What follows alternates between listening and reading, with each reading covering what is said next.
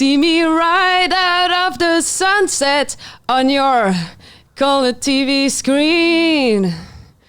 Out for all that I can get, if you know what I mean. Women to the left of me and women to the right. Ain't got no gun, ain't got no knife. Don't you start no fight. 'Cause I'm TNT, I'm dynamite, TNT, and I win the fight. TNT, oh, I'm a power load. TNT, watch me explode. Well done. Oh my, wow. Thank you. I knew it was going to be a ringer. That's why. Ooh, Job well done. You did a great job. Acapella scary. No, it's a little scary at first, but now it's done. Now it's done. That was beautiful. Welcome to the show. Thank you. You got to help me. I'm sorry. I know off mic we were talking. I can't really pronounce your name all that well, and I don't want to butcher it. So if you could share it. Hello, I'm Marianick. From Schulich. From Schulich. What's the official? So the official title of yours is Instructional Digital Learning Designer. All those words. It fits on the card. Barely. Fits on the website. It does. Well, welcome. And I know, Jonathan, we got introduced. This is the Kevin Bacon, right? So and I'm trying to figure out how you guys met. Great question. So I have the privilege of delivering content to Schulich. Okay. And part of that was a summit of all the instructors gathered together to learn and get some feedback. And Marianick showed up on that Zoom call and gave us a nice presentation. And there was some sort of energy or something she said that resonated, made me intrigued, that I randomly sent her a message on LinkedIn, and she was so grateful to interact. Yes. And here we are today. And here we are. So welcome. Thank you. I want to share the information. So you can find her, and the website is also, it's under www.execed.schulich.yorku.ca. You can also find her on LinkedIn, and her email is mpichon@schulich.yorku.ca. And I think that's all of it. I want to share Custom and Design. I'm wearing their tee today. They've been doing an interesting project right now. And it's got a little bit of Portuguese look on it. It's got glue. That's all it is. It's not a stain. It's not a coffee stain. And what are we gonna chat about here, Jonathan?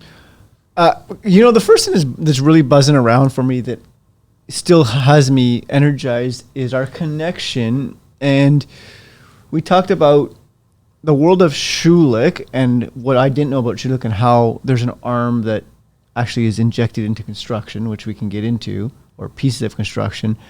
And what was really exciting was during your stay at some other organizations, you came across the construction life, because one of the things you said to me was, any organization I want to be a part of, I like to learn. I like to learn about the industry. I like to learn everything I can. And while you had some time with an organization in construction, one of your first points or one of the points of reference was the construction life several years ago. And for me, that was mind-blowing. That's like a serendipitous moment, perhaps, where it was like there was some sort of energy that was just meant to be. So how did you come across it? Yeah, let's start there. Actually, so when I got to Canada, that was in 2020. I'm French. I mean, that's quite obvious, I suppose. But my first job was Acon, and they hired me like without any construction experience, just for my learning design experience. And I don't like doing a job if I don't understand what's at stake in the audience that I'm serving. If you're in education, you're at the service of the learners, participants, whoever. Yeah. So it bothered me that I couldn't understand like what the daily life of the people I was trying to teach something to was. So I started looking around. I joined Facebook groups, seen some horrible memes on Facebook groups about construction. Through construction? Oh, yeah. It was just all like bad things? Things that I think I never suspected, because I don't know anyone who's in that industry. So I was like, oh, that's what your daily life looks like? Jeez. And so I saw that. I joined some LinkedIn groups. And that's how, I think that was on LinkedIn that I found construction life. Because I was looking, a lot of the stuff I was finding was US based.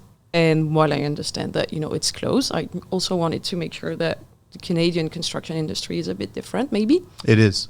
And so that's how your podcast came on. Mm-hmm. Nice. Well, I'm glad that you found it.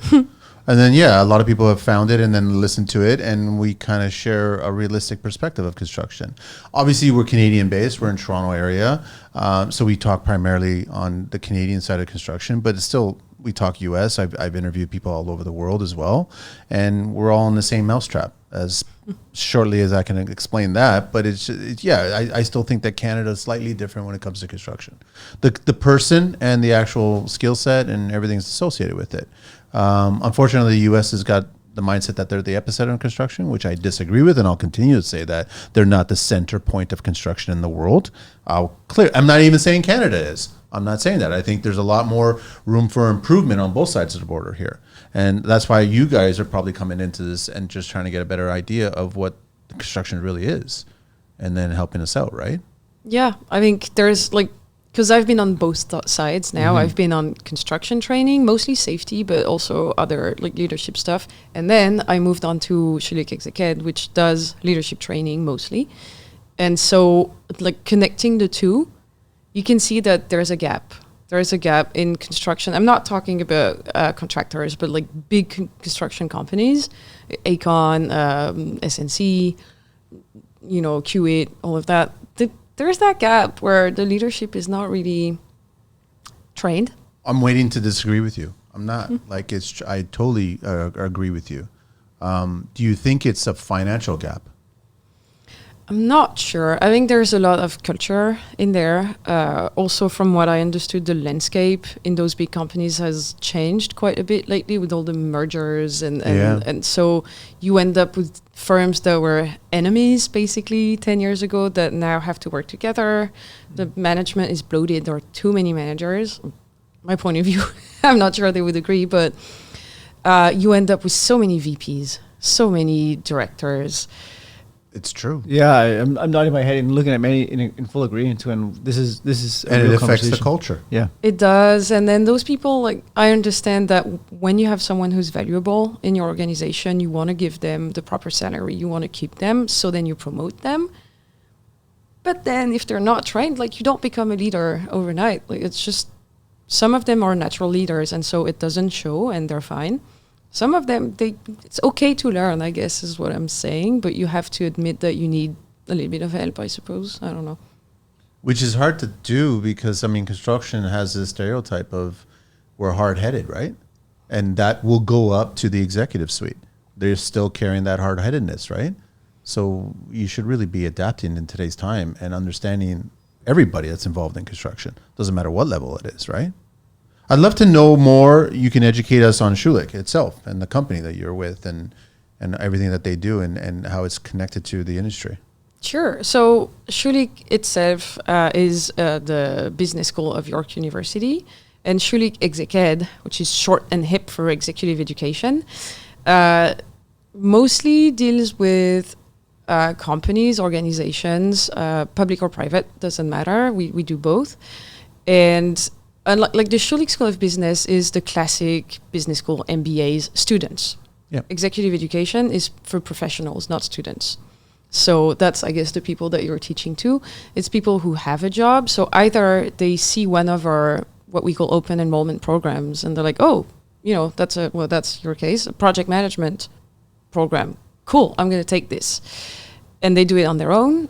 Or it's a company recently Metrolinx, but TD, Coke, Pearson Airports, whatever, a lot of big companies. Projects. Yes, usually they do requests for RFPs, just like in construction.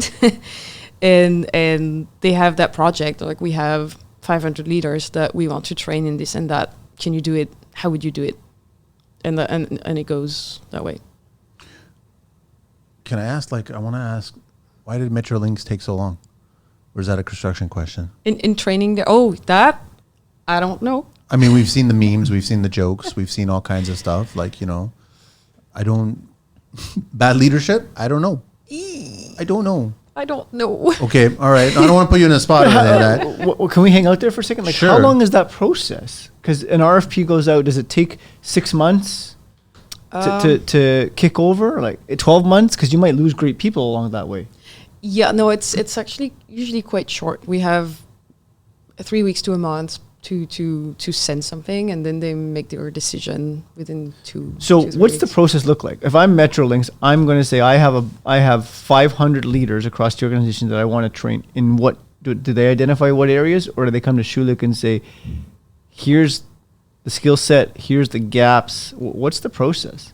It all depends. I would say there are two very distinct ways of doing things. We have organizations that come to us specifically, maybe sometimes because they've worked with us before. Okay. And they're like, well, we know that our leadership has problems. Can you help? Which is very... Well, that's great to hear that they're identifying that there's issues. At least. But they don't know where it comes from. So when that happens, we do a needs analysis. Okay. And we interview people. We go in and see how they work. And then we identify the issues specifically and then propose something that addresses those issues. What's the number one issue in leadership fails? Well, what I just said about people being promoted because you need to keep them. And so you need that carrot dangling somehow. But Got it. there's also the assumption that leadership is something that you have within you, like you have it or you don't, when actually it can be trained. Yeah. Yeah. So people stop at that sometimes. They're like, well, I'll never be a good leader. It's like, oh, no, you could learn. So that's one. And there's different levels of leadership. Yeah, exactly. So we also offer different levels of, so for emerging leaders, seasoned leaders, because you don't have the same, the higher you go, the more difficult it becomes to delegate and, keep that communication up and down. It's if you're a director and your manager is a VP, what do you bring to your VP? You can't bother your VP with your daily stuff. You have to make choices. And you have to own the fact that now you're a director. You're not just an intermediary manager. So it's that balance is hard to find. For aspiring leaders, there's a lot. There's your presence in the room with your direct reports and with the people that are above you. Or the presence of leaving the room. Sorry? The presence that you leave the room. Yeah, okay. So yeah, what that you're too. leaving with everybody else. I mean, I get the sense that in today's construction landscape, because I think Jonathan and we've discussed this a few times on other shows, where you get a lot of leaders that are climbing the leadership ladder, but they're ignoring the review mirror. So you can't just grow for yourself. You need to grow for the actual company and grow for the scope of work and never forget, lack of a better term, the little ants with swinging the hammers. So it's like, I think if they looked over their shoulder and paid attention that there's a review mirror there, you can't forget those. And I think in construction today in Canada, they're forgetting them. And that's a lack of leadership. Yeah, no, totally. Again, I think there are two versions of this. There's the people that stay stuck in this because they care about the people that they used to work with, but now they're leading them. Yeah. And they stay stuck, which shows that they care, but it's not helping them at all. Because if you're a leader, you have to lead. Like that's basic definition. And then, yes, there are people that are like, good, I made it.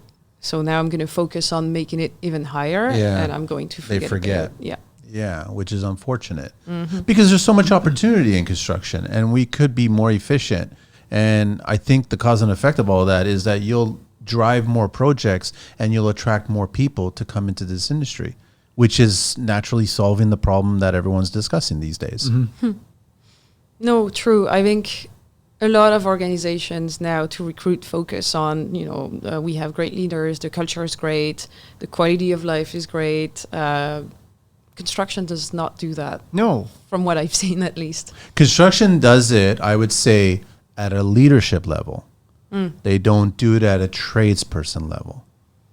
They ignore the tradesperson. That's the unfortunate thing. I think if they spend half the effort that they do on the leadership side to the tradesperson side, we would have a different image of construction. Oh, for sure. Yeah. We're not trying to pick a fight. I don't want to pick a fight. I still think there's a gap to what you brought up earlier, is that oftentimes we see the promotion from within an organization. So Jonathan's been a great foreman for, a long time. Let's promote him to a project manager or a director. High five, here's your computer, rockstar, go. And then radio silence, right? Because that training is I don't want to say it's disregarded. It's not incubated enough. Is that fair to say? Right? Yeah. Yeah. I'm not sure there's enough from my perspective is there's a training gap. When just because somebody's great at a skill set and great at their craft doesn't always mean they can step up when they need to. And now you have a negative ripple effect to what you said. It's not either you have it or you don't. It's, have I been supported? Do I have the training, the expertise, and the knowledge to stand up when I need to? Are you ready to take your construction business to the next level? Consider joining the Construction Life's Tradespeople Alliance program, T.A.P, where skilled professionals connect, collaborate, and grow together. Our network is built on mutual respect and the shared goal of always building better. As a member, you'll have access to a wealth of resources designed to streamline your operations and attract more clients. From a 30-minute assessment call with myself to expert consultations in business, finance, and health, we've got you covered. Your business information will be featured at www.theconstructionlife.com, complete with certifications, logos, and geo-targeting to help you reach the right audience. Promote your business with a 30-second advert across TCL's social channels and our popular podcasts. Get exclusive access to TCL networking events and roundtable shows where you can connect with other tradespeople and general contractors, plus enjoy TCL merchandise, member-exclusive content, and a spot in the T.A.P directory online. We're going to promote you guys to homeowners across Facebook groups.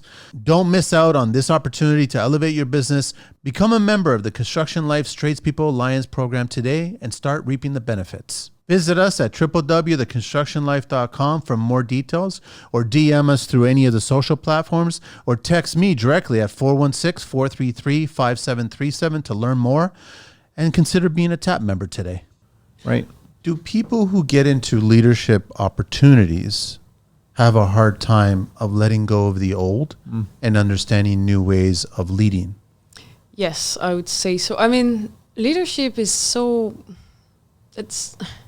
there are tools, there are techniques that are very well identified. So there's that. And if you don't have that, obviously you're a bit stuck.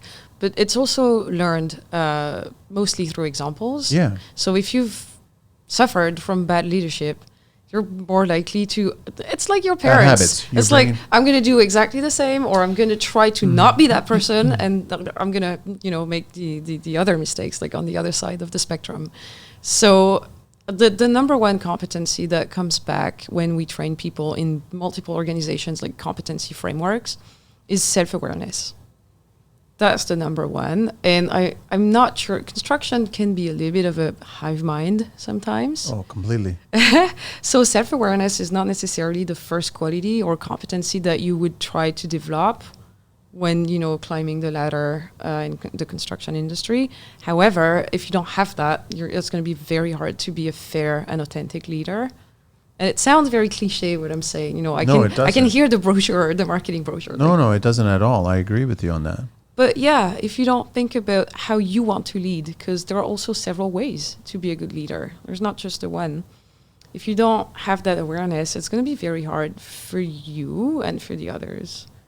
Is it a blanket, or should we tackle each project differently regarding the leadership of that project? No, I think if you're a leader, you can lead any project. Okay. Once you have that, because it's interpersonal skills mostly, so that can apply to anything. Obviously, some leaders would be a better fit for some projects, but it's not. Your style is yours. So no, yeah, I think it's a blanket. Does it also become challenging because obviously you're talking about like Metrolinx and other public sector projects, and is there a line drawn in the sand regarding public sector and private sector projects and how leadership is handled those ways? Because with the public, you have to deal with politicians as well, which I think would need their own leadership skills training, right? And so you have to, the public funds are there and they have to get in, you have to do this project, but now you have good leadership happening on the project side of things, but the actual administration side of things, you don't have good leadership. Is there a conflict at that point? So, fun fact: we also train municipal leaders and provincial leaders. Like we have a master certificate in public leadership, so it's literally that. But in terms of conflict, there are so many levels of. We also train people who will never have to interact with the political side of it, the administration side of it. They just do their best in their own little sector. So not sure there's always a conflict. Maybe conflict is not the right word. Maybe a resistance. There's a different form of a resistance to get the task at hand achieved. I think it comes mostly from, it's not so much the public-private opposition, it's the multiple stakeholders thing, which is always a problem. You take any JV, any joint venture, well, you know what it's like. And sure, the public institutions have their limitations, mostly because they're slow. And there's a lot of red tape. And so if you're not used to that, obviously it's going to conflict a little bit. But mostly the complexity is in the number, not so much in the nature of different leaders. That makes sense. It does, yeah. I was just trying to think of, is today's leader the same as yesterday's leader? No. It's different times, right? Everything's completely changed these days. It's very, I don't follow the trends as much as I should probably, but there is a huge push, obviously, for more diversity, more inclusion, not just because it's the right thing to do, but because it definitely brings something to the business as well. COVID obviously disturbed everything, and now you have people who want to be treated better. They want their job to make sense. They want a company culture that lifts them up instead of just bringing them down. So, and a lot of that depends on the leaders at every level. It's a top-down thing. Of course, yeah. But the unfortunate thing is I don't see a lot of it coming from the top down, though. No comment. No, comment, I know. Actually. No, I know. It's true. You're right. I mean, from my very limited experience, that's what I've seen. And I don't necessarily have explanations for that. I think there are many explanations for that to happen, but... I said it before, where it's like the leaders would benefit themselves and the organization tenfold if they spent more time on the ground level and interacting with the crew. Yeah. Because right now they don't. Right, that's their side of the fence, and then we're on this side of the fence. And like you mentioned earlier, once you start becoming a leader and you start climbing that ladder, then you forget where you're coming from and you're focused on continuing to climb. But that ignores what's going on the bottom floor. Oh yeah, no, I think I told you that when we spoke. And I know I've only worked for one construction company, but I've observed others, and it's always the same. The VP of safety is on the ground during the safety week, and then you never see them again. Right. That's the same. That's why I'm confident I can say that it's not just from what I've observed. It's just everywhere. And in a way, that's probably normal. You don't have time to be there, but sure you do. You have to make time. But let's hang out in that space for a second. Isn't that part of the reason that you were brought into that organization initially, was to help educate the safety folks on how to lead the actual sites? Is that accurate? Yeah. I mean, my very first task was to redesign the safety orientation for EHS managers and supervisors. What were the missing elements, or what needed to be changed right away? Mostly, since it's almost compliance training, the idea was just to check the boxes, which, as you know, is the worst possible idea in construction and in safety especially. That's not what you want. Yeah. It's just that this training was insanely long and complex and difficult, because it was all the safety procedures in that company taught on Zoom for 2 days. That's awful. How do you absorb that? How do you learn it? Yeah. How do you keep it as part of the culture? Exactly. And also, we're speaking about people who have been working for years. You don't just become EHS soup overnight. Yeah. You've been in safety before, you've been on sites before. So half of this, you can see people are I know this. I don't want to pay attention. Exactly. But the 1 minute where there's something they actually don't know, that's too late. They're gone, because they thought they knew, and that when they didn't. They've already clued out. So that was the first, that was my first assignment. And the one thing I pushed for but did not happen was actually training supervisors, not just safety supervisors, but that tiny space between four persons and directors, all the people in between, because that's where a foreman can get by if they have that natural leadership and if they know what they're doing. Usually they have respect from their crew, usually. A director can get by because they don't interact directly with people. It's all these intermediary people that suffer a little bit, and they could use some direction. So that's what I was trying to get at. But obviously, there are so many of them. That's the biggest step in management. So what makes a good 4-person leader, owner of a company? Is it the exact same thing? No, the skills are different. Okay. I'd say the key behaviors are the same, but how you decline that into different skills is different. If, for instance, alignment with the company vision, assuming that there is one and that it's been well defined, if you're, all the construction companies have about the same values usually. It's safety, accountability, excellence. I see the marketing already. Yeah. I get it. Yeah. But how do you turn that? Like, how do you make that true? People who say safety first safety first does not look the same for a 4-person on the ground, for an EHS SOAP, for a director, for a VP, for a CEO. True. Yeah. So that's the key behavior is safety, but the skills for a CEO, it might be I'm going to put some money into training people, or I'm going to decide that I want a ratio of safety supervisors that's higher than what we currently have. A VP safety can define the procedures and the processes that actually put safety first.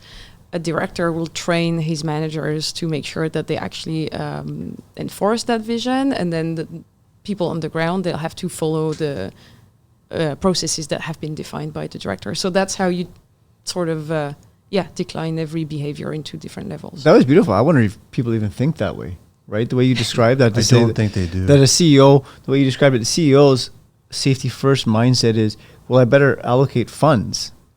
Because he can do that. Because he's not saying, well, I want to make sure there's nobody gets hurt on site. Sure. How do you do that? Well, if I allocate funds for training, that's going to be a step in the right direction. I don't think that actually occurs.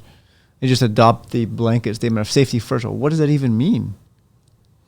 Well, it means something when there's an accident. When there's an accident. But like we've done before on other shows where we've had safety experts in here, it's like it's a topic when it happens. But it should be a topic every single day. Right. And it should come from the top down. Right. That's where there's a little bit of, and I'm sure that the 4-person probably is aware of it on a daily basis more because they're walking amongst the people that may lose their life or may get hurt at some point. Because construction is still risky. It's still a risky environment. It's like, I'm not dismissing other environments or other career options and things like that, but you are inside of a structure that's being unfolded right before your eyes, and there's a lot of risk there. How do we change this culture from taking away the idea that a tradesperson is a number on a line from the leadership side of things? Because unfortunately, it's good for us to pat ourselves on the back on a day of mourning once a year in construction. We know that, right? And we look back on, reflect on who has lost their lives in construction and who's been traumatically injured as a result of construction. But a day in the entire year is not enough. Like, it should be a lot more, and it should be like every job site should have a 0 tolerance on loss of life. And that's not the case right now, but that comes from the top, no? So how do we change that culture? Meet Jonathan Cinelli, the visionary behind People First Leadership. Jonathan is not your average leadership coach. His People First Leadership approach focuses on putting people at the core of your strategy, creating workplaces where teams thrive and achieve outstanding results. What sets him apart? Jonathan is a master at asking thought-provoking questions that spark genuine conversations and challenge conventional thinking. His deep empathy helps him understand unique challenges and guide people toward impactful solutions. As an accomplished author, media host of the People First podcast, and seasoned project management expert with a background as an electrician, Jonathan offers unparalleled experience and practical insights. Whether you're interested in a one-on-one coaching or breakout room sessions, Jonathan customizes his approach to your needs. He also travels the world, speaking at conferences and business events, inspiring leaders with his dynamic presentations. Discover how People First Leadership can transform your approach and ignite your team's potential with Jonathan Cinelli. Call Jonathan at 416-717-4139 or email him at jc@jonathancinelli.com. or reach out to him on his website at jonathancinelli.com. This message is proudly supported by the Construction Life podcast. Change that culture. If I knew, I'd be I know, rich. I know. No, but I let's see. I think there is something about construction changing. We're talking about how the landscape is changing. It used to be a generational thing. You were in Yes. construction because your parents, mostly dad, was in construction, and so was your granddad, and etc. Now we're seeing, as in every other sector, people who were trained as managers. They come from business schools. They come from MBAs. They come from stuff like that. They're good managers, but they don't know construction. Yep. So they lose sight of that because they have not been raised with it. I think that makes a difference. Doesn't mean, again, that it cannot be trained. When you asked about how leadership is changing or has changed, I think there is a lot more focus on empathy now. And that's certainly for the best. We train our leaders, not our, but, we train them in empathy as a critical thinking tool. Because if you want to make the right decisions, which is ultimately what a leader is supposed to do, you have to account for every perspective around you. It will not be the best decision if it does not take into account all these perspectives. And that takes empathy. Because if you don't have empathy, you can't gather the thoughts of others and the emotions of others. And so you'll miss things. And that's how you miss the fact that, yes, construction is dangerous. Some things are inevitable. It's human. Human error will always happen. But still, if you're more aware of the fact that it happens, but also it could be avoided, you're not going to make the same decisions. A very concrete example is trucks that are backing. Every company could buy trucks that have that camera, right? Yep. They don't, because it's expensive. It's like, if you know someone that has actually been crushed by a truck, It's not expensive. it's a no-brainer. Yeah, exactly. But even if you don't know that person, if you have enough empathy, when you're making your budget, this is very practical. It is not a woo view on empathy. It's just very practically this is my budget. Some people have told me that X people have been crushed by trucks that were backing down without a spotter. Do I have enough money for more spotters, or do I just want to put that money into trucks that have a freaking camera? See, that's how empathy is not just a gooey, feely thing. It is a very practical tool. Do you look at empathy and profit as a tug of war? It's a constant tug of war, just with the business being operating and then understanding the workforce. I don't think they're opposed. That's the key. It's that people would say, oh, I wish I could do that, but the budget. It's like, no. It's just empathy and different perspectives are just part of your decision-making process. Yeah. If you start seeing it this way, then it would not make sense to ignore that. It's just part of it. Which I do appreciate the new construction of today, because I am seeing more of that, which is really great that we're being more aware of the person and what that person goes through, whether it's on the job site or if it's what they're going through on a personal life, and it affects their performance on the job site.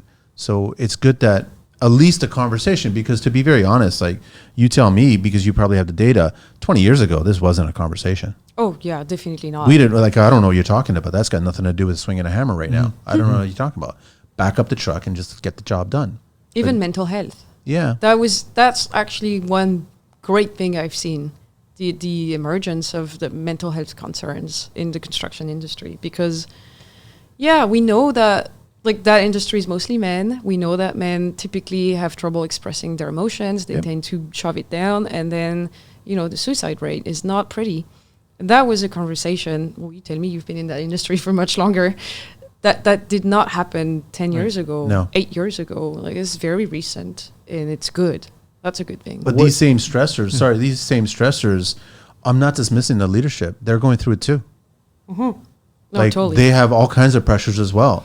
Like we can only imagine. I don't know. I'm not privy to their world, but there's got to be a bunch of stressors that are associated with their duties, their daily, weekly, the project duties, right? And that affects them. Yeah. well, you would know as a project manager, the intense pressure, the project I told you about, that Project Management Academy that we did at Acon. See, like I said, I like to know my audience, and studying what a project manager, especially on huge projects, the pressure that's on is insane. Like, it's terrifying. Honestly, it was the scariest thing. I mean, yeah. It's heavy. There's no doubt, right? I mean, at the core of it all, a project manager's role is an integrator, right? An integrator of all the moving parts. That means he or she is taking all of the stressors of every moving part of that organization, which is interesting, right? I want to go. You said something about how mental health, the awareness around mental health, is being illuminated. How so? Like, what are you actually seeing? Because I want to be respectful, but sometimes, you know, there's it strikes a nerve in my body, because sometimes, like, I call bullshit, because we hear a lot of talk about mental health. What are you actually seeing, this tangible, actionable, that might create results?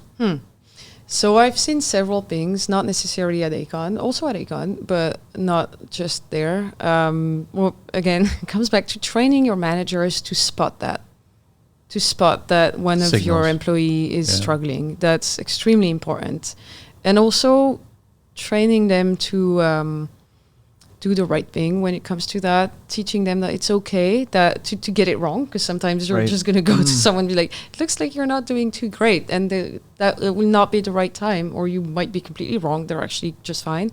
It's okay. It's not going to make you look like an idiot at all. I think that's a big stigma to overcome. So again, like, training is not the answer to everything, but in this case it is one. Just opening the conversation. I've seen companies open hotlines for mental health problems in construction. So there's that. Construction trucking as well. So there are tangible things that are happening. I agree, there's a lot of, not marketing, but there's a lot of look at all the great things that we do. That's happening, but also there are some tangible things.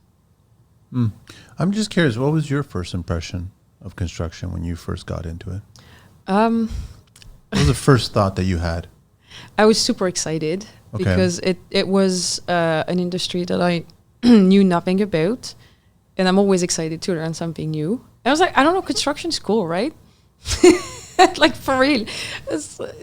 I really wanted to learn. I was like, if I had been younger and maybe a bit stronger, I would have liked to try trades. Like, that would also, I have fear of heights, so couldn't have been an iron worker, which looks really cool, but I can't do it. Could have been an electrician. They use 4-foot ladders.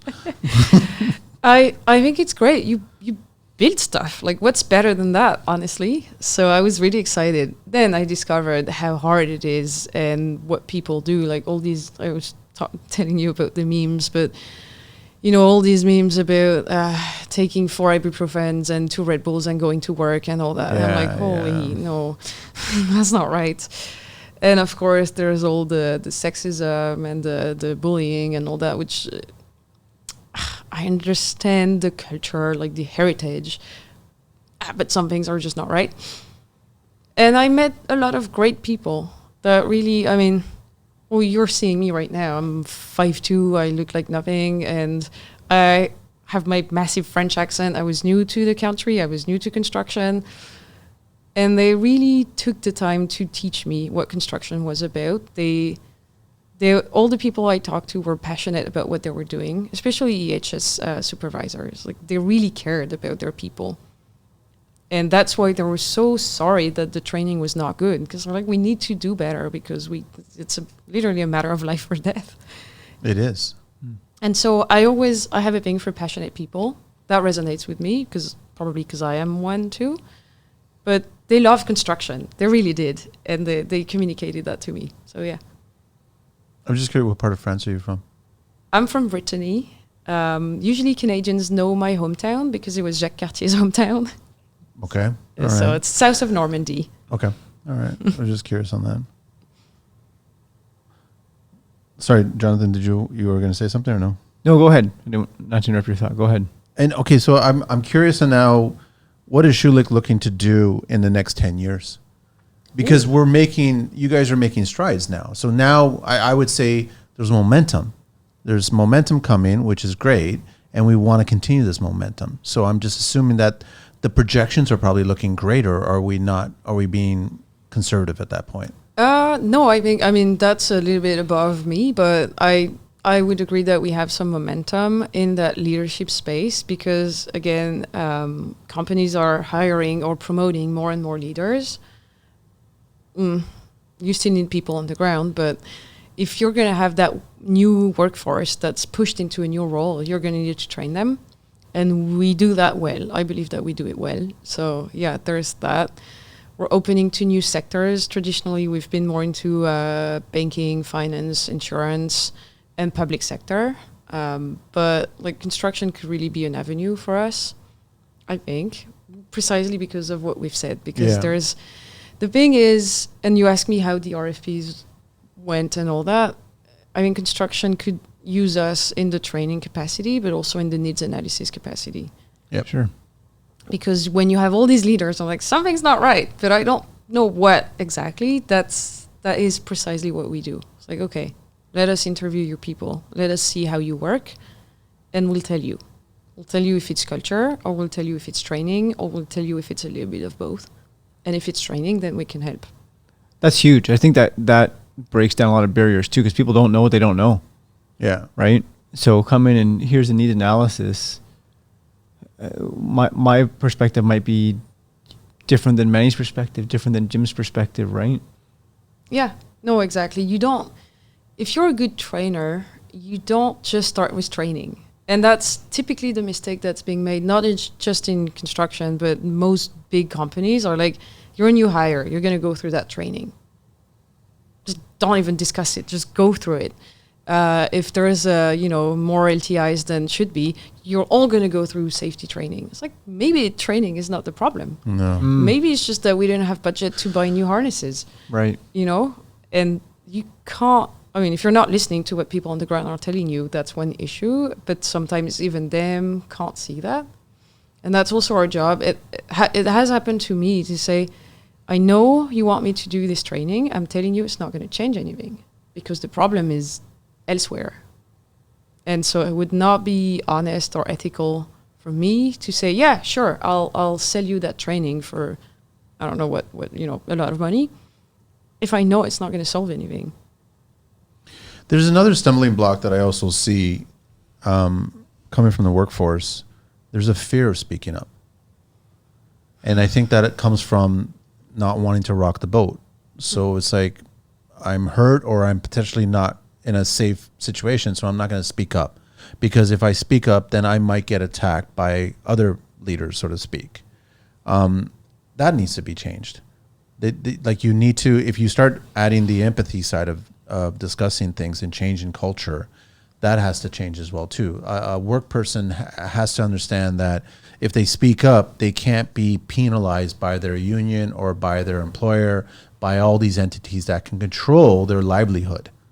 And that's a challenge at some point because you'll get a lot of young people that are getting into the industry and they might want to speak up at first and then they'll see them being segregated now as a result of speaking up. So you're, lack of a better word, a rat or something like that. But I mean, like you're just trying to protect your brother and sister on the site. That's what you're trying to do. And I want to get an idea of, does the leadership of today understand by having this cultural shift and understanding the empathy, it eventually gets us to profitability? Do they understand that? Not sure. Not quite yet, or? But see, typically that's a culture problem more than a training problem. You can train people for empathy. But you can train them to consider other perspectives in their decision making. That is trainable, for the lack of a better word. But the culture, if you have, it's that top-down thing that we were talking about. If care is not shown throughout all the levels, it will not show at the lowest level either, unless you have a very strong foreperson. Yeah. That was just like, this is how I do things here. Yeah, and then you're striking a chord when you're talking about this because I've lived this, right? Where that creates silos because then you've got great, forepersons leading and great project managers and great team dynamics that this is the project I want to be a part of. And then sometimes what happens is that at the top down, that fluffy word of culture is thrown around, yet a door closes and a very different conversation is actually taking place, right? So there becomes a gap there. Yeah, and yet you've illuminated a couple of things. I go back to the camera for a second, because sometimes people hear the word empathy and it's like, armor up. I don't want to talk about empathy. Yeah, you describe it in such a different way. If you install that camera in the backup camera in that vehicle, you're organically demonstrating empathy subconsciously through the organization, right? When somebody who doesn't necessarily like the word empathy, it can be a pragmatic approach. I'm doing this because.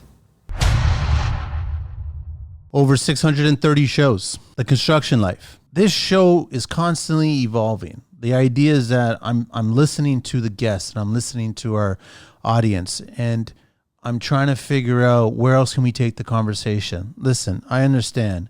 It's not always about swinging the hammer. I've told everybody since day one, TCL is 50% about swinging the hammer, and TCL is 50% about the person swinging the hammer. So now we're taking it to the next level, level X.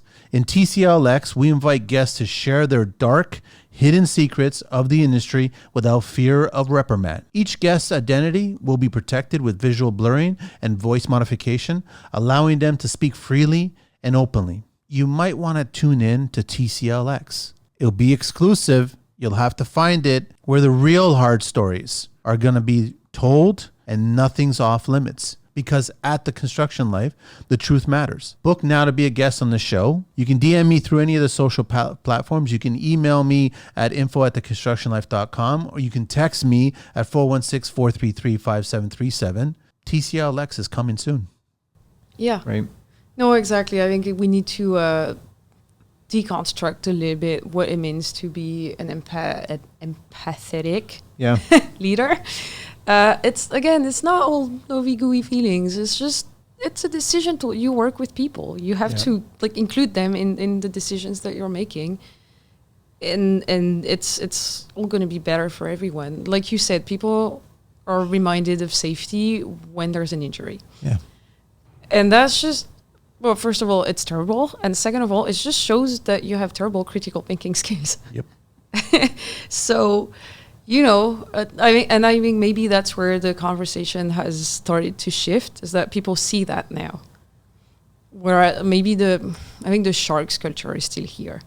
And ultimately what matters is that you win markets, you win jobs, you win projects, you make money. But now you also look bad if you don't care about your people. It's true. You do.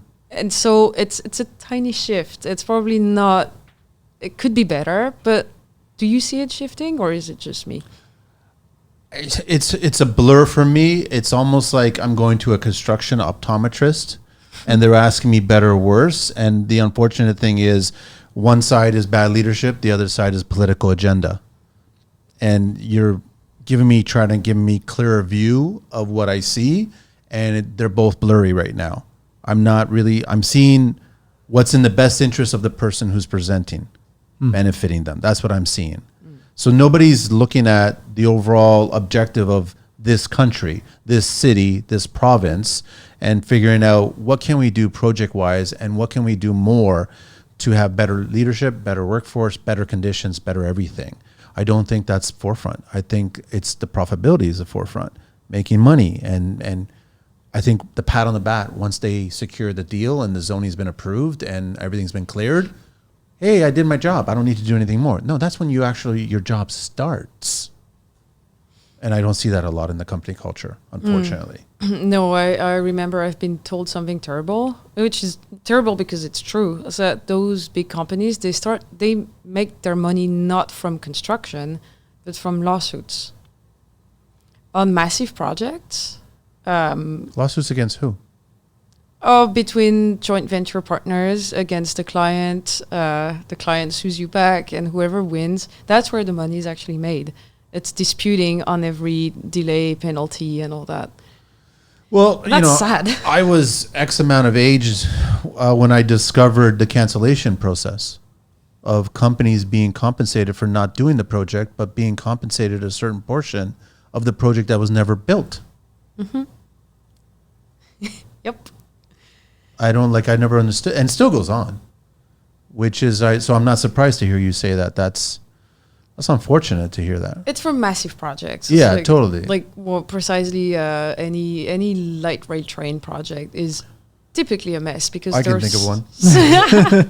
There's so many stakeholders that I see the difficulty, but you don't make money because you're late. You have to pay so many people, so much more materials that what was planned. But then we forgot the reason why we're building. Exactly. Yeah. No, I know. And who we're providing to build, and why these people want to care about that build. We forgot the days of people got into construction and people got into building construction companies because they wanted to build cities. We forgot that day. And like to your point, it's more about let's just fight legally and make more money that way instead of make money by building a city.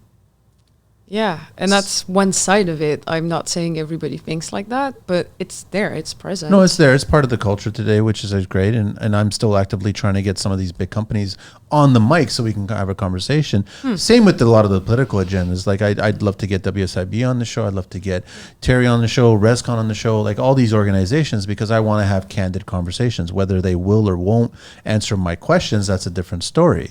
But at least the questions will be asked. So it's just, it's challenging at that point. It is. And again, I'm just an instructional designer, right? I design training. You're not just, you're influencing a bunch of things that should be created. At my very own level, I'm a boots on the ground people. Very much so. I mean, I don't build cities, but I build training, hoping that, it might benefit some people. So my perspective is a bit probably too close to the ground. I don't know. And it's just because I get to interact with every level. When I was at Aecon, I was talking to VPs. I was also talking to supervisors and just workers. So that gave me, I think, a little bit of an overview that not everyone gets to have. That's the very perk of this job, is that you get to speak to anyone. It's like, I need to know how you do things here. That's my job. So that's how I get that. But at the same time, it's also very limited because I look at it through my own lens, which is training. Of course, but you're interacting with people, and fundamentally, that's what construction is. It's people. And fundamentally, they're proud of the fact of what they do. Yeah. And they like to share that pride. Yeah. That's just the bottom end of it, Oh, yeah. right? That's why it's easy to speak to construction people. As long as you're on their level. If you're not speaking down to them and you're speaking with them, then they're more than enough to willing to engage with you. Oh, yeah. And discuss and talk about how proud they are of what they achieved today, last week, and whatever they did on this project. That's a construction worker, which is amazing to hear. I do. I love the exact same thing. I totally enjoy it. I have a lot of respect for everybody that does all levels of construction and what they do, all the hard work. But I get a distaste when I see a lot of people making a lot of money off the backs of these people and not benefiting these people, right? Mm-hmm. That's where I kind of get a little frustrated with. But it's part of the business, I guess. It is. I would say my main beef is at least keep them safe. 100%. If you're going to exploit them, at least keep them safe. I go back to the zero. There shouldn't be. There should be a day of mourning in 1 year, every year, where nobody lost life. Nobody. That's what we should be achieving for, right? Mm. Okay, so now you've got construction professionals out there and go, you guys aren't talking to me. I keep my guys safe, right? Because ego steps in the way, and right away, so many professors, yeah, we do. We look after safety. Do we? This is the whole thing. Like, safety becomes a holistic approach, much to what you have illuminated, to say it's not just zero lost time injuries, because I can't stand that when I step on a job saying, like, oh, we have zero lost time. No, knucklehead. You have zero lost time reported injuries, because every time something occurs, it gets buried under the rug, and you don't want to talk about it. That comes from the leadership. That's the reality, because that comes from the top down. Unless you take an empathetic approach, and you train and you educate and you actually care, then safety becomes a holistic approach. It's not just like, okay, folks, wear your gloves so you don't get slice your hands on the steel studs, or right. It's so much more than that. I'm beyond boots and hard. It's so much more than that. And gloves. I'm beyond that. There's far more safety things to do. So much more than that. That's just standard. Like, you put your pants on, then you have everything else there. It's included. That's just part of second nature. Well, why do we have to keep talking about this? I'd love to get your thought on, when you do speak to people, on a scale of 1 to 10, how much do the people that you speak to love construction? I don't think it's 10. Is it 10? You mean within the sector? Like, Yeah. Do they love construction today? I think most of it, most of them Yeah? do. And again, it's been a minute, but no, they do. They do for many reasons. One of them being what they build, and in that regard, Aecon built some impressive stuff. Of course. Like I myself was really proud of being with that company. When you look at the achievements, it's insane. They were proud and happy to be in construction because, family heritage, that's one for sure. The people, like you said, it's like we have a tight crew, we have, a tight team. I love that. And they built great things. Not so sure for people who were in utilities because you climb in holes. Yeah. But then you make the city go round. If Right. utilities go, like we've seen it several times this month. Shuts down if it's not done correctly. Exactly. So there were pride in that. And I mean, they're so much more important than me, for instance, that I have a lot of respect for that. In the leadership training, I guess at different levels of your training, is the question or I guess tools being presented to everybody regarding how to get more people into construction? Or are we just focusing on who's currently in construction? Because obviously we have to replenish this workforce, and we need to still be actively, anybody that's involved in construction, actively seeking out new ways of getting more people into construction. So it's not specific to construction because that was not what we worked on with the construction companies we worked with. But a big part of leadership is also how do you attract and retain people? Yeah. Sure. So how do we? How do you? Well, there's a lot of people consider that recruitment is HR or union, but it's not. It's up to you to decide who you want to see, and that even at a high level. Again, if you're a VP, you get to decide who you're going to hire as directors, and those directors will themselves like generate some engagement and retention or not. So it's also, again, it cascades down or up. Can't really cascade up, but you get my point. Yeah. So you have to be involved in that, and I understand it's another thing on the pile of the things that you have to do every day, but if we have people that are just like, I'm a leader on the field, I tell my team what to do, and that's my job, and that's great. It's like, no, you're missing a big part, which is the future. Right. Future is an integral part of leadership. It's like, first of all, how do you prepare your existing team for the future?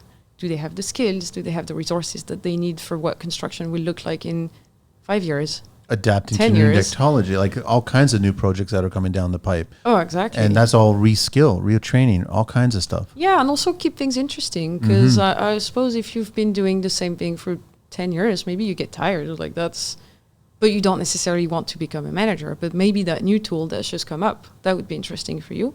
So there's your existing team. With them, you have to keep that going. And then there's who do you want to add to that team, and how do you attract them? And that's, again, at every level of leadership. Did that answer the question? Yeah, it did. No, it makes sense, but I go back to, is it happening? That's the question. Because, I don't know if it's happening. Again, I haven't been in construction in 2 years, but no, I would say no, because it's always probably somewhere in the back of their mind, but they just don't have/make time for that. Because there's a little bit of a tunnel vision for leaders, especially in construction when you have deadlines, projects, and stuff like that. So you're always focused on the short term. Yep.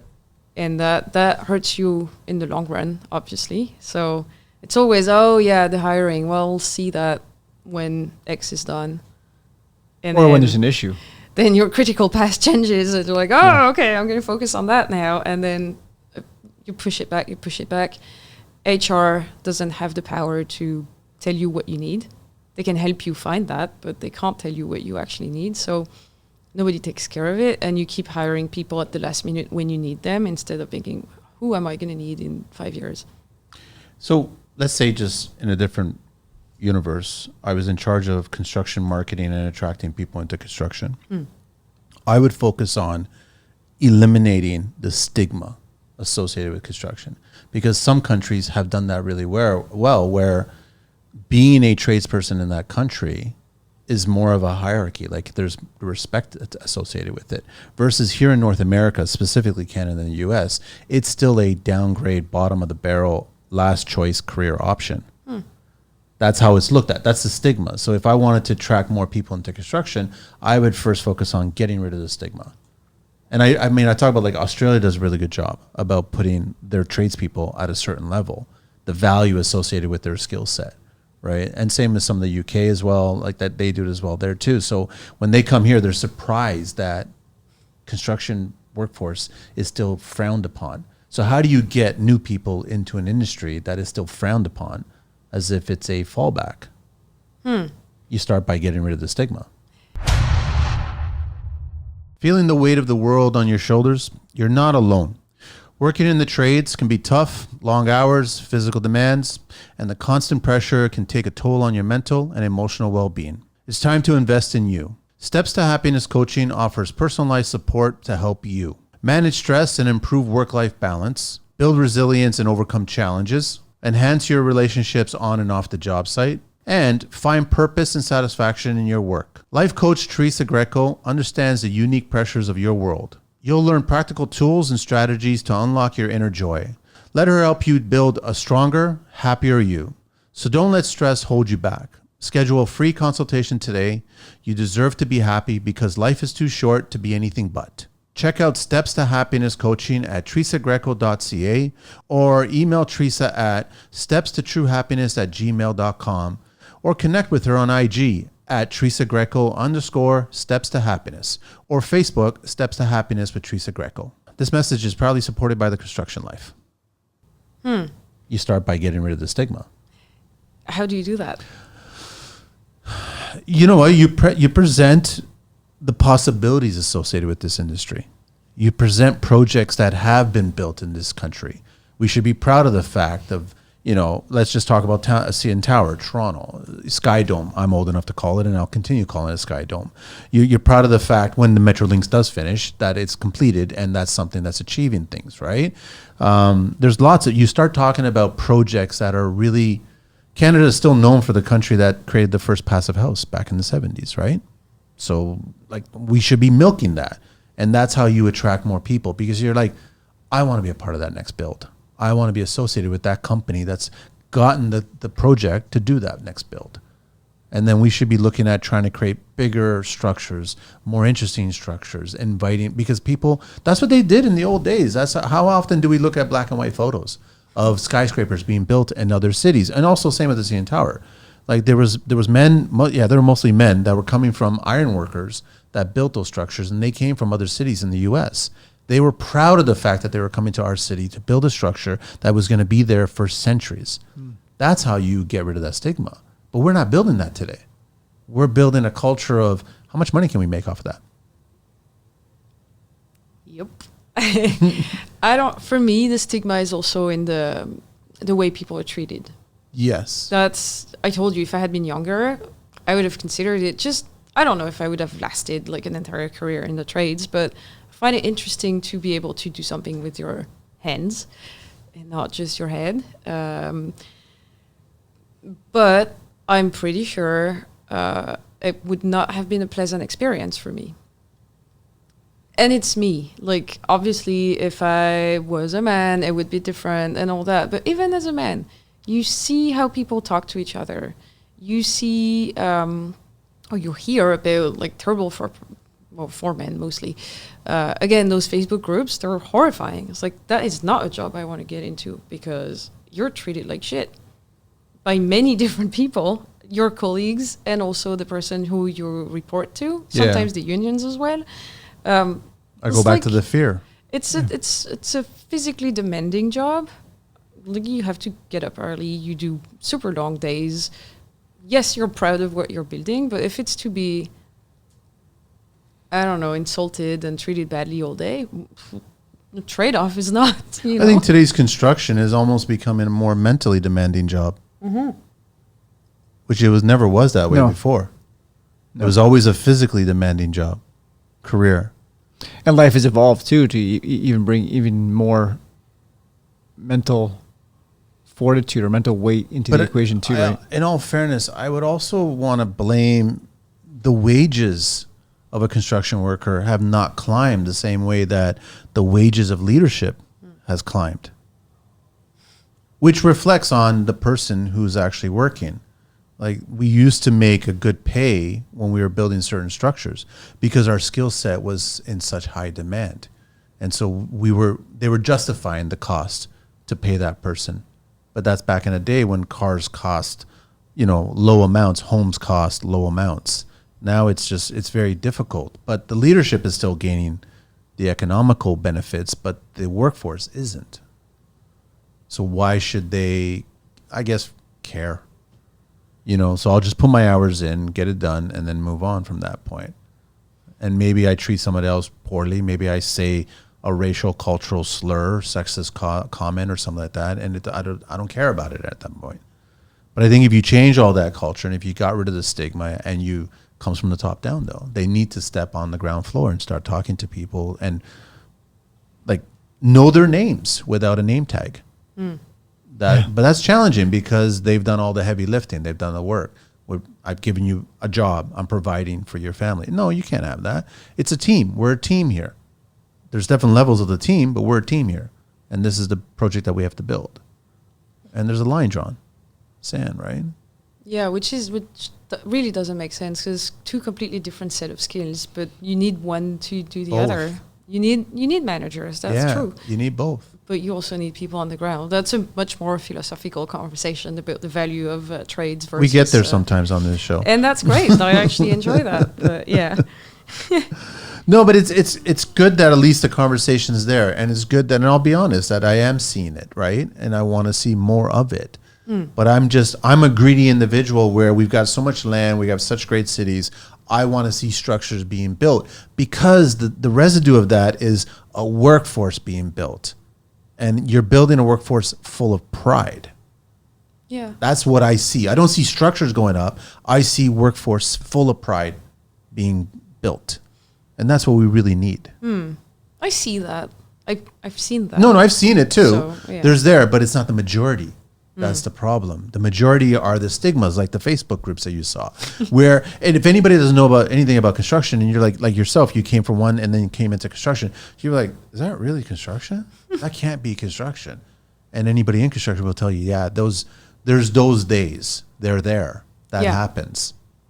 No, for sure. I actually, you know what, when I revamped the new worker orientation at Aecon, I had to fight, but I included those memes in the orientation. Yeah, because... And how was it reacted? Well, people felt considered.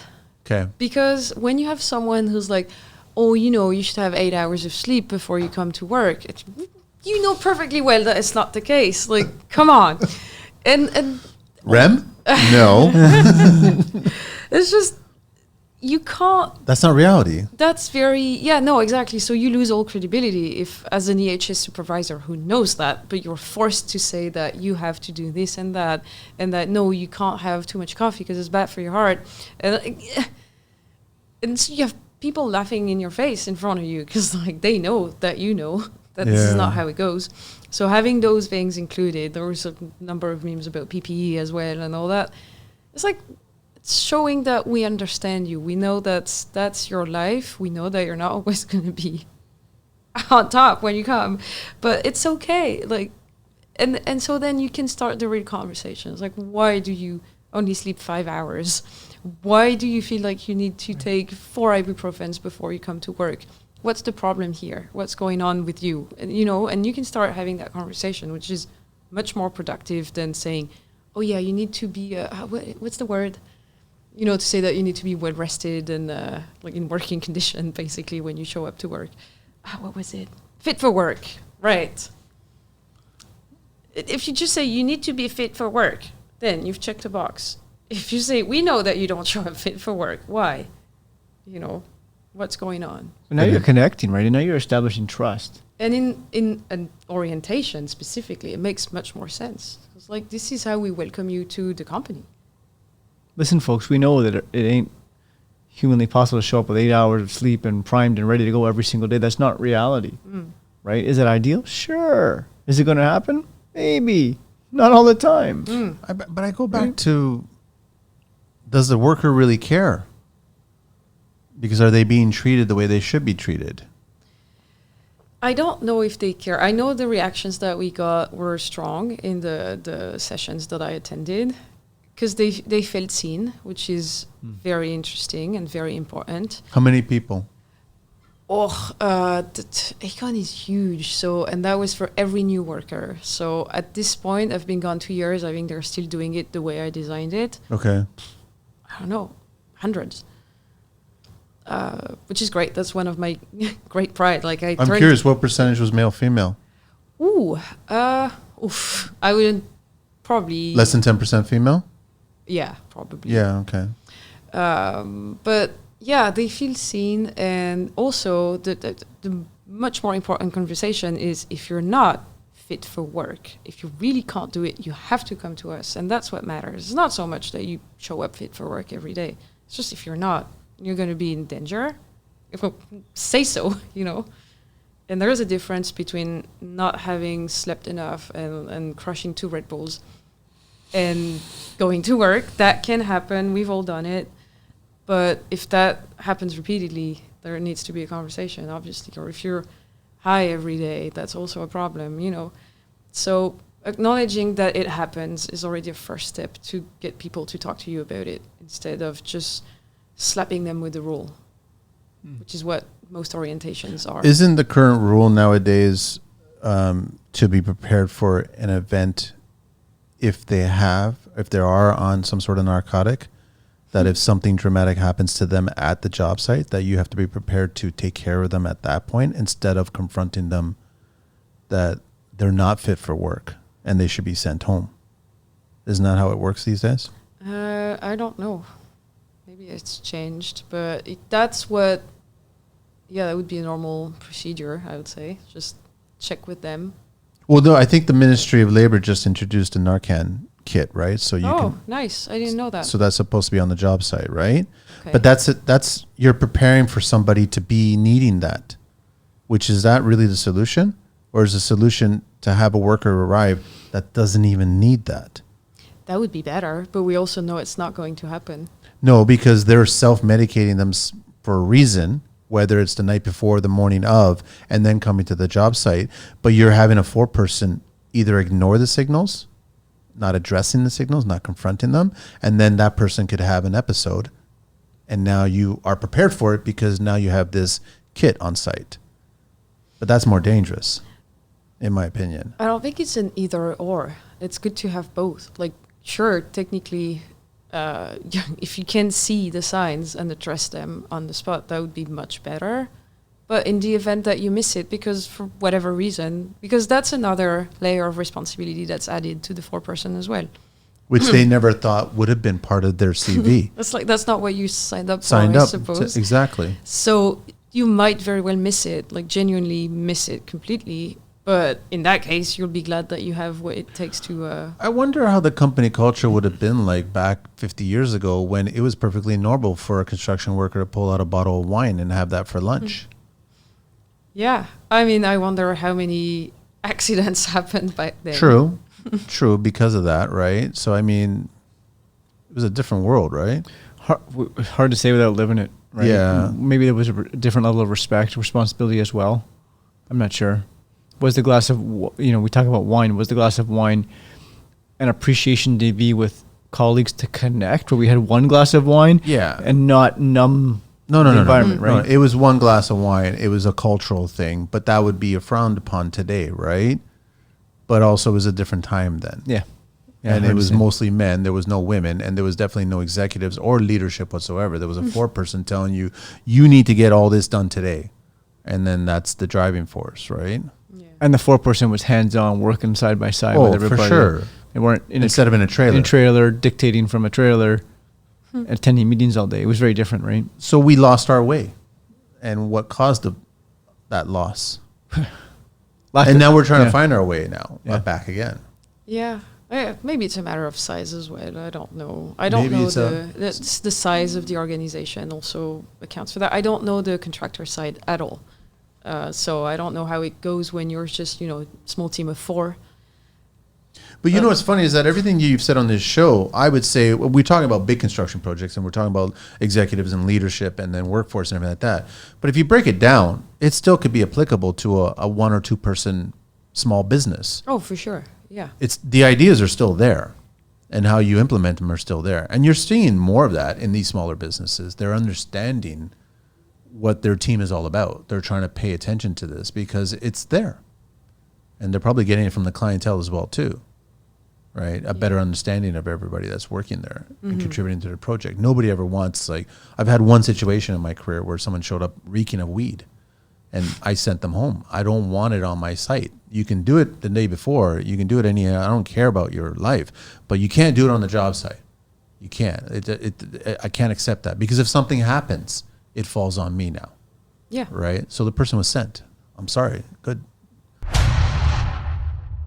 Attention aspiring tradespeople and entrepreneurs. Looking to break into the skilled trades or start your own home service business? Meet TradeLinks Consulting, your go-to partner for success. At TradeLinks Consulting, they're passionate about helping you find the right trade, build your business, and mentor the next generation. Whether you're exploring your options or ready to take the plunge, they offer tailored career consulting and startup guidance to get you on the right track. Visit them at www.tradelinkconsulting.ca today and book your personalized strategy session. Your future in the skilled trade starts here. This message is proudly supported by the Construction Life. So the alternative was way too expensive. Not money-wise. The alternative was way too expensive. Yeah, no, totally. It's I think, honestly, most of the leaders that I've seen, I don't think they intended to become that disconnected. It just happens. You don't pay attention. Someone offers, say, hey, you're a good technician. Do you want to become a manager? Sure. Hey, you've done pretty okay with that project. Do you want to become a director? Sure. And then next thing you know, you've been doing this for 10 years. I was like, wow, when was the last time I set foot on a site? I don't think I've met anyone who, I think it comes back to the lack of self-awareness, but they all cared in a way. They all wanted to do good, and they just did not realize how far they were from where they started and how disconnected they were from that life now. Because I've mostly met people who climbed up, not people that were parachuted in that job.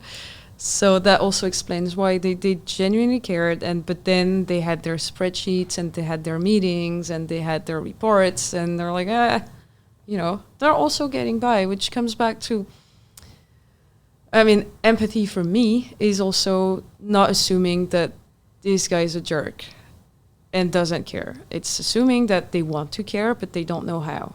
And so then my job makes a lot more sense if I go that direction, and if I say, I'm just going to suppose that you want to do things right, you just don't know how to, or you're not sure.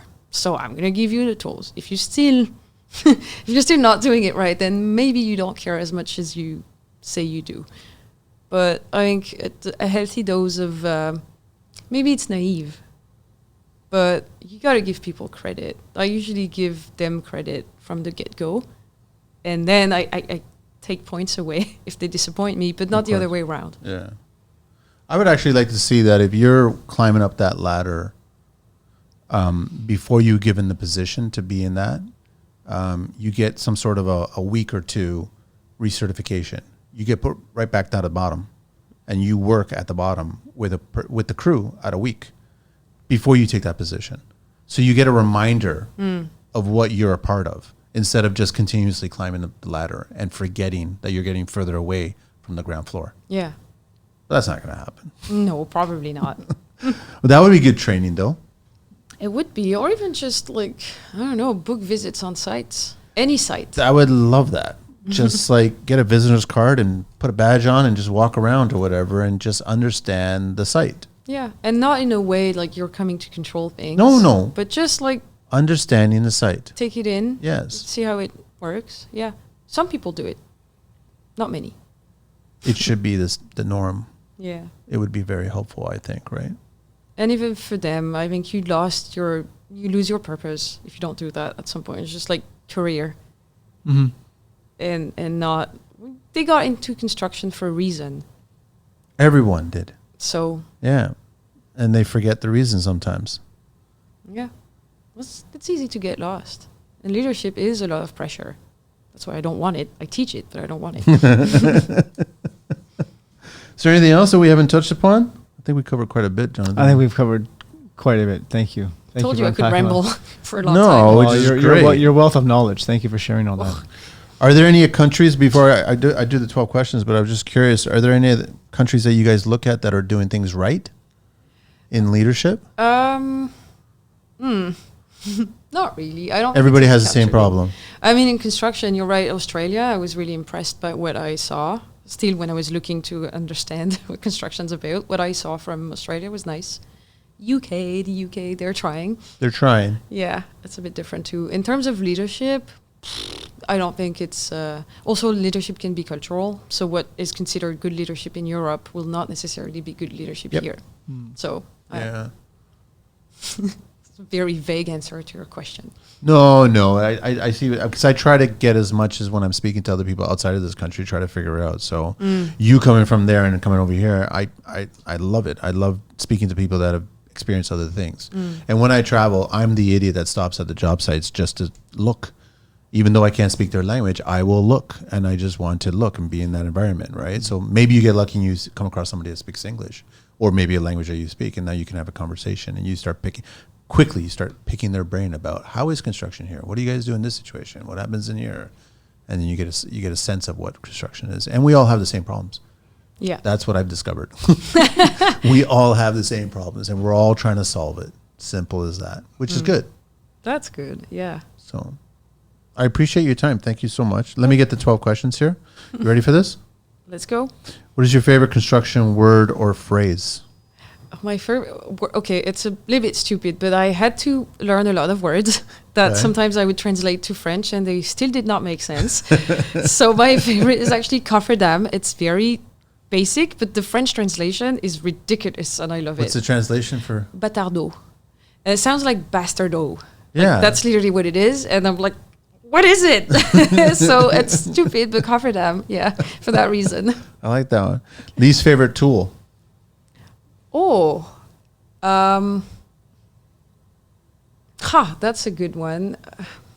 I don't use that many tools. I'm not one of these people who have no Could tools. be metaphorically I speaking. have tools, but I'm just the word is escaping me right now. It's so stupid. Flat screwdrivers, because mine were always bad. And never worked. No sense at all. I don't care. What No, anybody but says. I've always had bad tools because I was You can't broke. tell that the Americans, though, that Robbie is the best screwdriver in the world because it was invented by a Canadian. Oh, I didn't know that. You Americans listening, I'm sorry, but it's not the Phillips. It Yeah. strips. Robbie's never stripped unless you give it to the new guy and then he strips it. But what do you miss from your childhood? The ocean, The sound. everything. Yeah. I love Toronto, but the ocean, I need it. I don't love Toronto. What construction sound do you love? Anytime someone's sewing something, I don't know. I like it. It just sounds like a job site. It sounds like work. Yeah, It sounds probably like stuff. something's happening. Something's You're happening. making something. And you're curious about what's going on. Yeah. Yeah. It's almost like going into a restaurant and smelling something good. Yeah, it has that effect. What's your favorite beverage?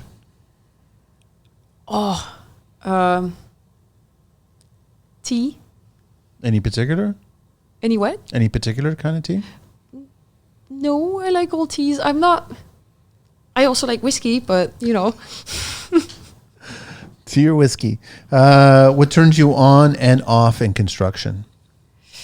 on the project, the beautiful project, especially the massive one like dams or stuff like that. I find that super impressive. Of the mistreatment of people. Favorite curse word? In English or in French? Both.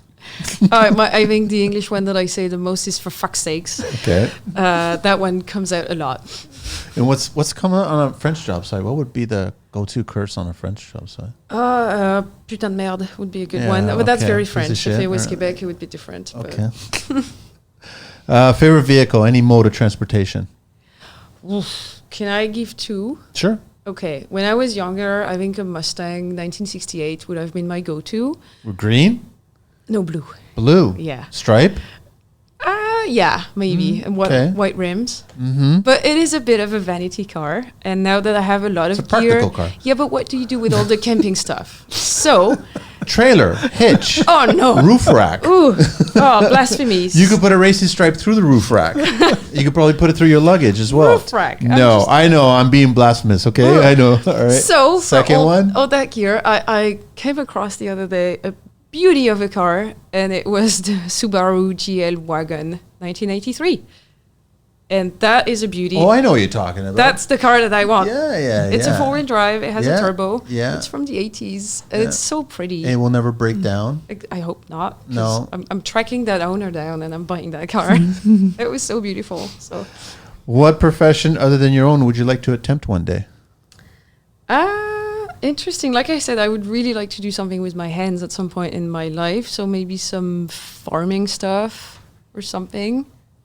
Or trades. Who knows? Like maybe in 10 years I'm an electrician. You never know. What profession would you not like to do? Anything in finance. Like stay away from me. Last question. If heaven exists, what would you like to hear God say when you arrive at those pearly gates? Oh, yeah, I saw that one. I was like, I don't know. Oh, come back where you came from. That would be a good one. Thank you very much making the time and coming on the show. And I'm so glad that you guys connected and somehow we connected. And thanks for having me. No, this was a great conversation, and hopefully we didn't piss off anybody. If we did, I don't care. It doesn't matter. That's fine. Yeah. I hope, like, mostly I hope that I'm going to send this to my construction friends. For sure. And yeah, like, because they're, like, shout out to them because they really taught me a lot. And you want to mention anybody? Oh, sure. Yeah. So there's a lot of them. So mention all of them. The guy who hired me, Andrew Ambrose, he's not construction per se, but he's been at Aecon for like at least 15 years. So he hired me along with Angelo Salvatore. Great guy in charge of safety training. Eric Kohinski taught me the ropes. He's an EHS supervisor. The Rigitanos, John and Tony Rigitano. Brothers? The father and son. Father and son. Yeah. Okay. And the grandfather was also in construction. So yeah, they really showed me the ropes when I knew absolutely nothing. And Everybody Italian there? All of them. A lot of Eons kind of names were like a lot of all right. Well, there must have been some good food on the sites as well too, or in the office. Yeah, that's true. They took care of their people that way. Of course, yeah. So that worked. But yeah, those were the days. Still are. They still are. It's still there. I think I like seeing a lot of the young trades on social media sharing their culture. Yeah. And there are a lot of Italian, as you see, the Portuguese jokes. There's lots of, and then sometimes you'll get into the Croatians. They're in there as well too, and like the cultural jokes are there. And I like seeing 20-something-year-olds pulling off what their dads and their granddads used to do, and they have them in them. That's what I like. I like seeing that. So I still have hope that it's still there, and they're going to train their children and so on, or they'll train cousins, nephews, anybody, right? Yeah, no, for sure. And I hope there'll be more women. I think there's space for that. For sure. And we need to do America's faster on that, huh? They have a 10% female workforce. We have a 4%. This is already much better than France. What's France? I don't know, but Can't be less than 4. I was shocked coming here by the number of women I could see on sites. So really? That tells you something about the complete absence of women on construction sites in France. Maybe I saw less sites as well because, well, let's face it, this place I'm is... curious now. I want to find out what the workforce is in France there. Oh, it's bad. If And it's less than Canada's? Canada's 4%? It's funny. Maybe it's Toronto. Toronto is not Canada. And you probably see the more majority of them women are on sites. here, right? Yeah. But the thing is that nationally, if you look it up, it's 4%. I know that the U.S. is at 10%, but then they're 10 times greater than us, population-wise. 2%. Wow. So that's twice as many. That's why. That was shocking. Wow. Wonder why. Oh, because the culture is a disaster. I have several friends, mostly electricians, which you would say like anyone can be an electrician, but still the stigma was huge. They would never let them work or do anything significant. It was always go get us coffees, which you get tired of at some point. So they never gave them opportunities. No. It was always, you can't lift that. I don't know how you call that, like electrician cabinet or something. Like, can't lift that. Seriously, you old can't do that. world culture there, eh? Yes. Oh, that's France for you. Much more conservative than It's Canada. a beautiful place to visit. I don't know if I would live there. I mean, I left, so probably not the first person to ask. But no, it is very, very macho conservative culture. Yeah, that's unfortunate. Yeah. So in my views, Canada is doing a better job. Plenty of opportunity here. Yeah. Oh, for sure. That's good to hear. All right. Well, thank you very much. I really appreciate your time. Yeah, thank coming you. on the show. Thank you, Jonathan. Thank you for sharing inviting space. me. It's been beautiful. I want to try your name, but I don't want to butcher it. Try it. Marianick? No. That was your best try. It was it? Yeah, of the whole afternoon. So I'm going to leave it at that. Thank you very much. thank you. We're out of here.